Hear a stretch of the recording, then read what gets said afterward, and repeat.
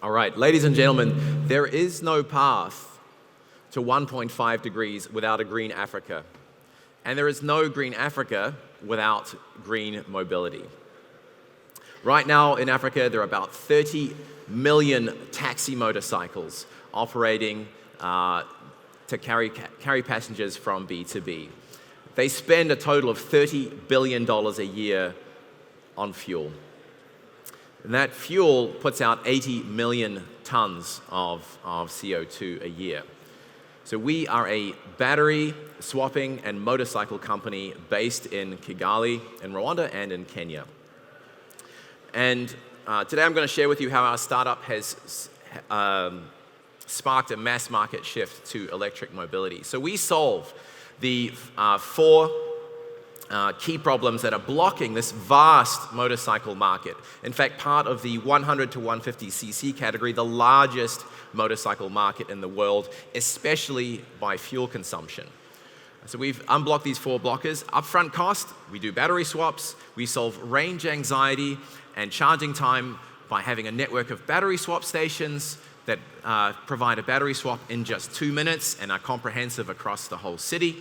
And finally, batteries. We have specifically built our battery to be directly cost competitive with fuel. It's not optimized to be light and cheap like most motorcycle batteries and scooter batteries out on the market. So, let's make sure we've got the right slide here. Okay, sorry. So these are the four problems that we've just solved. All right. So how this works, so we have a fleet of these unique smart batteries that rove across a network of battery swapping stations. These are also powered by a software backend and app that manages this entire fleet in real time. How do drivers get our vehicles? How do they know about us? We have 500 vehicles sold already in Rwanda and another 10 just hitting the road tomorrow. In Kenya, we have our launch there tomorrow. All of these sales have been done with zero marketing, pure word of mouth. We have a further 7,200 drivers on our waiting list right now and requests for another 40,000 vehicles from our financing partners.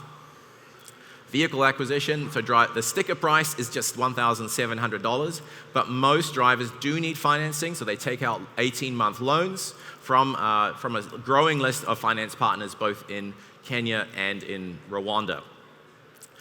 And then how do drivers get energy? So it's a simple pay-as-you-go system, a push notification sent to the driver's phone. They pay for the energy that they've used. And finally, maintenance happens both at our battery swapping stations, at the larger ones, and at affiliated workshops. So spares, repairs, and standard maintenance happen there. So where are we now? Where do we fit in to the market? So firstly, we're performing over 31,000 swaps a month. We are by far not just the first, but the furthest of any of the companies that are entering this space in the Africa market.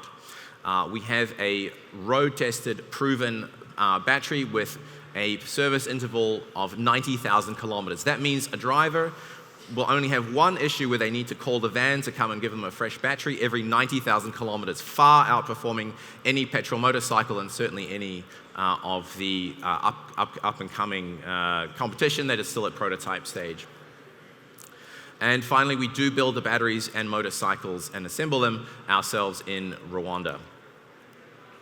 Right now, 500 motorbikes sold, 1,000 will be on the road by the fall based on what's already on the boat and on the truck on the way. We hit EBITDA positive at just 3,000 motorcycles. Already performing 31,000 motorcycle battery swaps and 1.5 million kilometers a month. And again, long wait list and strong interest from asset finance partners. And this entire growth trajectory is driven by the high vehicle replacement rate. Because these drivers are B2B customers, they need new vehicles every 3 to 4 years. Government policy tailwinds also driving this, strong incentives now being introduced by African governments, and strong B2B unit economics. And it's those unit economics that also drive the value proposition. So we put $500 back into drivers' pockets. These are not wealthy people, but they represent one of the largest employee groups in the country. Finally, additionally, savings and mainly come from energy. Of course, air pollution, we eliminate tailpipe exhaust. Ambient air pollution kills 400,000 people a year already in Africa. CO2 emissions, of course, we reduce emissions by 92% even just using grid power. We have a team that's been based on the ground in Kigali for over 6 years. We have a deep technical bench on mechanical and electrical engineering, production and software as well, and we're hiring, so CEOs, hold on to your engineers. And we're ready to go, and we're ready to drive this growth. Now we're in the middle of a bridge round to continue putting volume on the road and to continue this trajectory. And just because of sheer investor demand, we already have $2 million in the bank from our original Series A VC, a clean tech VC from Silicon Valley. And we're about to kick off a Series B campaign starting in about a month's time. So we are well on our way to being the energy provider of choice to commercial, especially commercial motorbikes across Africa. Thank you. Thank you. Cheers. Thank you so much, Josh. Wonderful to have you here. I'm really looking forward to the questions. 3 minutes. Go for it. This is a really great presentation. Question is, what are your next steps in terms of the markets, other markets you're going to go to in Africa? Do you have anything short-term you're looking to enter? Yeah, so until now we've had to be the full stack developer, so we are working on specializing in just the energy piece, so working with OEMs who can easily tap into any of our vehicles. We also have investment from Total Energies, where we're launching the 3 battery swap stations in Nairobi tomorrow, so we are looking for depth and scale through that. Right now, Kenya and Rwanda already have 1.6 million motorbike taxis in the market, so it's a huge total addressable market. Just in East Africa, about 5 million motorbikes. But we don't underestimate the complexity of expansion, and so we are looking at franchising, we were looking at using partnerships with petrol companies and the asset finance companies that we also work closely with. Yeah, thanks a lot for the presentation. Great stuff. I was going to ask about unit economics and gross margin, if you can share a bit on that side.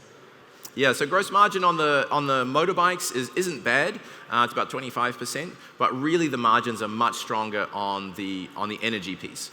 Around 50% gross margin on the energy over a 5-year timeline. Yeah, thanks for the presentation. Just a question, if you have in plan, an HR plan, let's call it, in terms of diversity. Yeah, it's a fair question. There are a lot of white people on that slide. Yeah, we do. It is a little hard, particularly engineers and Africa, but we have 37% women in the team, and especially in the technical roles, junior technical roles in the workshop. So there's a lot of succession planning. It's not easy to find people to slot into the senior roles who are women and African, but we have an active program of actually bringing people up from the bottom. Thank you. Thank you. Have you experienced any supply chain issues over the last 24 months? Certainly supply chain has been a headache, so shipment timelines have gone from 4 months to more like 6 months. Right now BMSs are we're getting them in dribs and drabs. We are working on developing our own BMS. We're also speaking to some partners who are in the room today about them developing a BMS from us, but we don't expect that to be a long-term constraint. Yeah. Cool. Excellent.